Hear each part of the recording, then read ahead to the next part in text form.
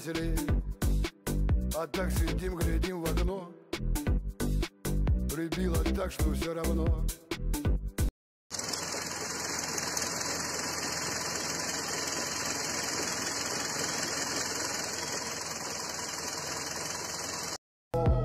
Пошел по комнате дымок, вдруг сзади кто-то нам